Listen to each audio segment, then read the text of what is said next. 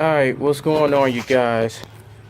So right now I'm doing a video on changing the headers for a 350Z, and the headers I got right now are the Z1 Motorsport headers that I bought like a month ago. So I'm showing y'all how I'm gonna do this. So first thing you have to do is I would take out the negative cable for the battery. And the reason I say that, because it's going to involve taking out the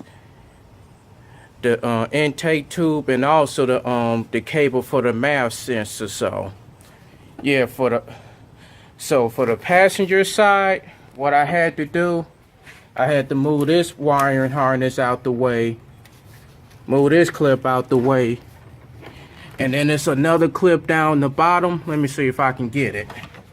It's a clip somewhere in the bottom where it holds to the water coolant hoses. And also another thing I would do too is remove the strut bar. The way once I did all of that, now I realize I have a lot more room to work with the exception of the bottom rear bolt on the passenger side, and I'll show you how you can get to that. Alright, what's going on? Just want to give you an update. I was able to get both of the headers for the 350ZD engine removed. It did take me longer than what I anticipated. Yeah, for the passenger side, I was able to pretty much get all the bolts except from the top, except from the bottom rear bolt on the passenger side. However, because of how much space I had to work with, how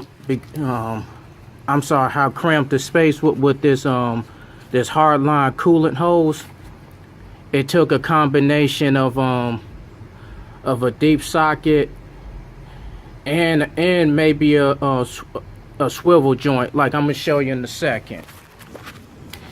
Yeah, so this what I was pretty much using. This is a deep 14mm socket, and this is a 1/2 inch. And that's another thing too that's kind of been saving my ass.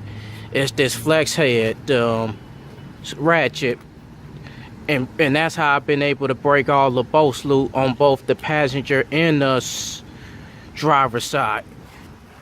So I was able to get that out the way. Now the driver's side,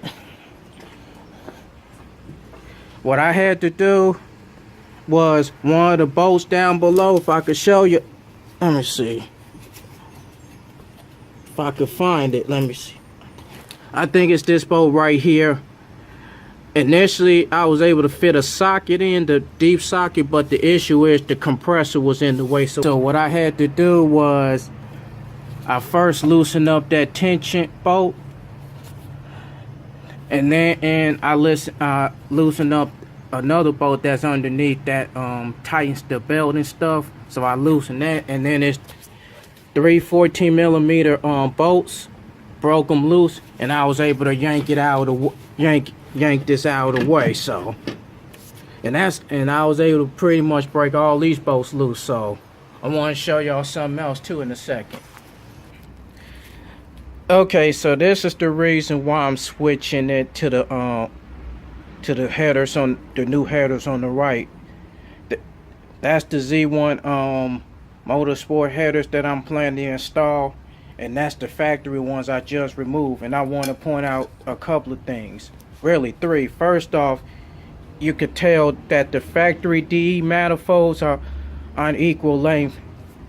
These are equal length, so that's the first thing I wanted to point out.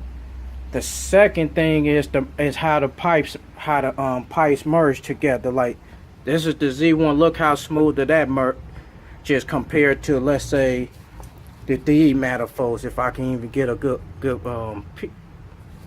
you get the picture, but you could tell how the merge isn't the smoothest. And then the third thing I wanted to show y'all is the piping diameter of these headers.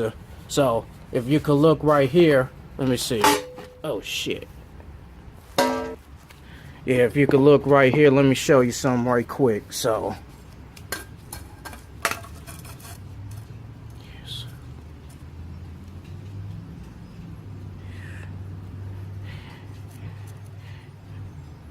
know this isn't the best measurement, but if you could tell, like right here, like the piping inside the inlet and the outlet is only 1.6 inches. Yeah, see, let me show you. Like right here, like right around here. So like where I measured it, I can't get the best measurement, but you get the idea. So this is about 1.6. Now let me show you what the Z1 diameter is for the pipes. Yeah, so right here, each of these pipes are 1 3/4 of an inch, and it merges to 2.25 inches. So let me show you right here.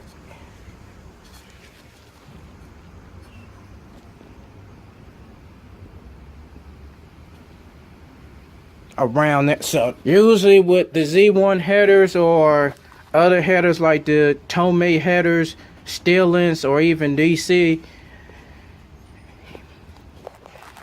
with everything else, let's say with test pipes, wide pipe, and the catback exhaust, you'll get a gain of between 9 to like up to 15 horsepower depending on the tune.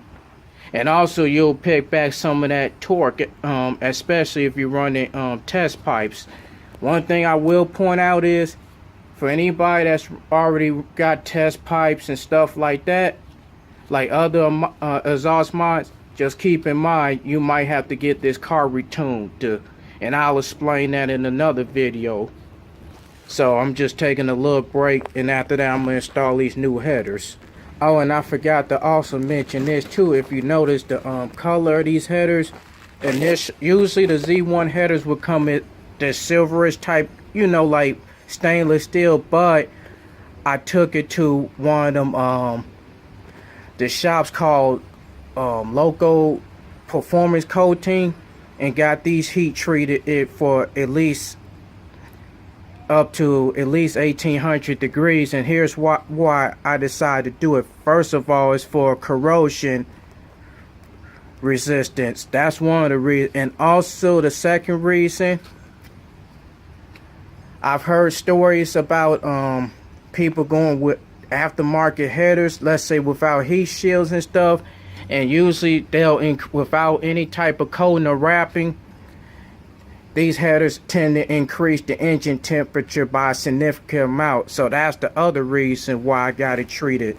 So especially if you're planning to do road course event where you're pretty much hitting on the gas for 15 minutes. So, and trust me, I know from experience from doing some of these road course track day events that how much heat the car puts out.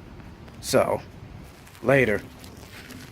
Hey, what's going on, you guys? This is day 2 of the Z1 headers. I'm pretty much finished up. The other issue I ran into was removing the steering shaft to install the driver's side Z1 header. So for anybody that might run into this problem, I would first use a lot of PB Blast or